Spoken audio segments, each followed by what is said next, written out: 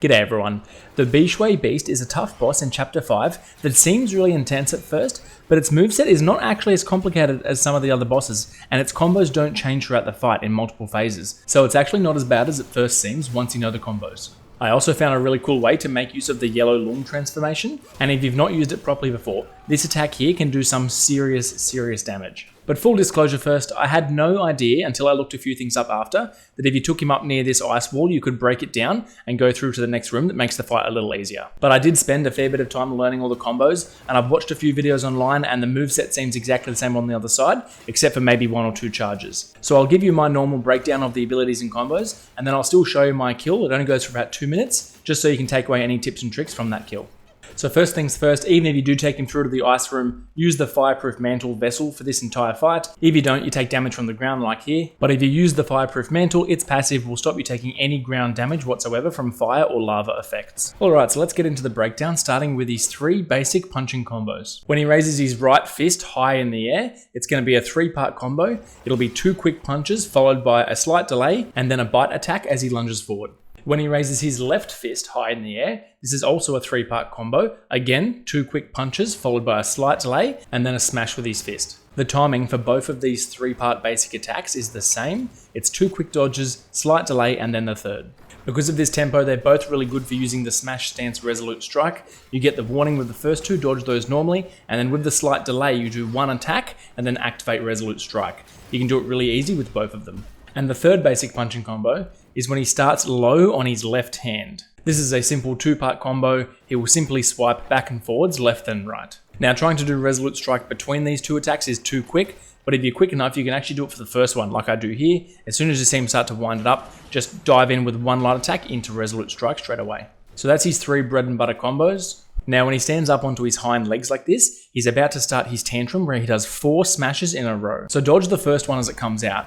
And then the second and third one tend to kind of turn around and go in a random direction. And then the 4th smash will hone back in on you, so you do need to dodge it. So generally, you need to dodge the 1st and 4th only. Now when he backs up and then does this kind of sidewards, backwards crab run thing, he's about to leap at you with a bit of a flip, and then he'll do a punch as he lands, followed by a breath of fire. When you see that crab walk thing, you need to be ready for 2 back-to-back dodges, and the second dodge needs to go forward or to the side so you're not in the fire. When he rears up on his hind legs with a bit of a roar like this, he's about to send a fissure through the earth towards you. This is basically a ranged attack and you need to treat it as such, dodging to the sides, not forward or back. You can also just be strafing sideways as it comes out and it'll just miss you entirely. When he steps back and then goes into a cool little backflip like this, he's about to leap into the air and shoot 2 fire projectiles at you. Basically, as soon as you register him leaving the ground, you need to go straight into your first dodge, followed immediately by a second dodge. When he rears back up onto his hind legs, but this time his torso is twisted all the way around to his left, he's about to do a frontal wave of fire back and forwards. You've got 2 main options for dodging this. You can either just go through the fire and round to his bum, where you'll pretty much be safe for the rest of it, or in some cases you can kind of go back and forwards over each wave of fire, like this one here. Sometimes when you attack him from behind, he'll do this little backwards flick to hit you, and then he'll back up and do this little small ground fissure shooting towards you. The initial swipe nearly always got me. Just be ready for the next attack when this does come out. Now onto some big combos. At around 80 or 90%, he nearly always does this. He'll rear up onto his hind legs and do a big fire roar. He'll lunge forward at you and do a big fire slam. After a small delay, he'll do a second fire slam, and then he'll charge up for a few moments on the ground like this before doing a big AoE explosion. Now in terms of timing, the first 2 dodges only have a small delay between each. And then after the second dodge, you have exactly the amount of time for 3 light attacks and then dodge again. Because of this convenient timing, it's a great time to use varied attacks, either your tactical retreat or your resolute strike, both work fine, or you can also just do a normal dodge roll like I do on this one here. In all cases though, I'm doing 3 light attacks to get that timing right. Now he also has a nasty grab attack, so when he jumps up into the air like this, into this pose, and he has his left fist nice and high, he's about to do a flying crash through you, which you need to dodge once, and then as he slides across the ground after he lands, after a short moment he'll lunge back through you, which is the grab component of the attack. At this point you need to be fixating on the space to the left of him, where you're watching like a hawk for him to raise his right fist with some fire in his palm. The moment you see and register that, you dodge once into him. And just watching it again at normal speed, you're watching that space to the left of him, and as soon as you see that fist come up, you're dodging once. The timing is pretty unforgiving for this, so if you are struggling, this is a good spot to maybe use Cloud Step and just completely avoid that second attack. You can also use Immobilize and catch him during that second part of the attack, and then once you've crashed the immobilize, he won't continue with the grab attack. Now, when he backs up towards the wall, he'll charge through you back and forwards 3 times. This is pretty easy to deal with, and honestly, you can just do some perfect dodges and get some free focus out of that. Or, if you want to flex on the boss, when you see this coming, you can activate your Golden Lung transformation and use these charges to do the varied attack, which builds up your focus points. Because this is always the same, it's 3 charges and it's easy to react to, this is a really easy way to build up those 3 charges to pull off a really powerful heavy attack combo.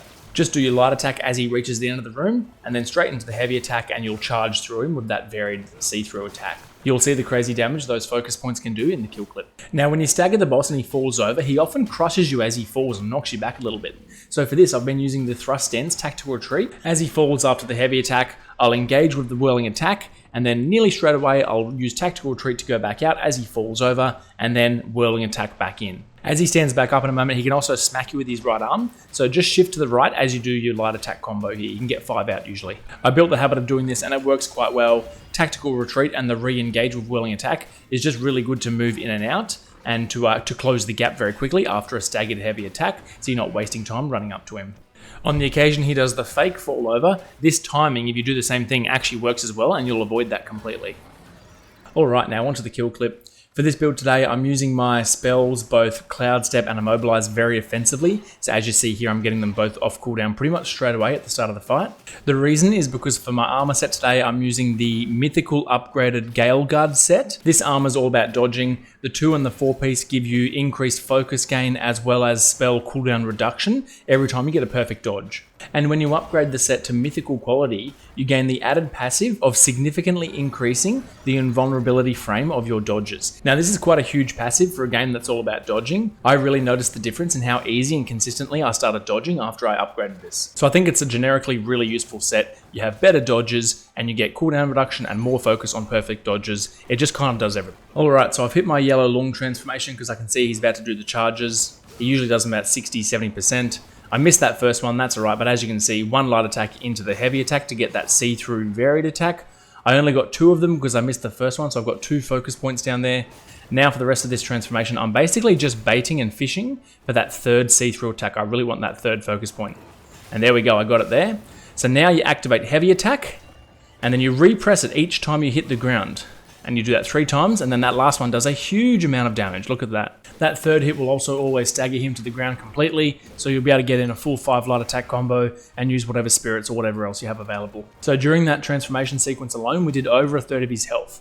Those 3 hits really do a huge amount of damage. I was actually shocked when I first used it. So for spark points, I'm using basically the entire immobilized tree, just not the bottom one because I don't want to use too much mana, and the whole Cloud Step tree. I'm not using a Pluck of Many this time, but if you're struggling, you can definitely use it with a maxed out tree, and you should be able to get a good 20-25% of the boss's health off just by using Pluck of Many. Spellbinder also works well if that's your playstyle. I'm using the thrust stance entirely for this guy. I found that the smash stance heavy attacks weren't really connecting too well, and I like to have the tactical retreat and whirling engage from the thrust stance. I found those very helpful in this fight for mobility wise. As always, I'm using the whole stamina tree, just a few points in the martial tree for light attacks, and then a whole bunch of passives. Just put whatever leftover sparks you have in here. I also take these passives in the transformation tree, which give defense, see-through and vulnerability duration, as well as alteration spell cooldown. I'm using the Golden Long Staff just because it's the highest damage I have, as well as the Earth Wolf Spirit, primarily for the passive where I generate more focus per hit. This combined with the focus generation from perfect dodges, and you really build up those 3 focus points very quickly. Nothing too crazy in the curios, I'm just taking the base damage, focus generation, as well as crit chance. And that's everything. If the guide helped at all, please like, comment, subscribe, it helps me out a whole bunch. Thanks for listening everyone, cheers.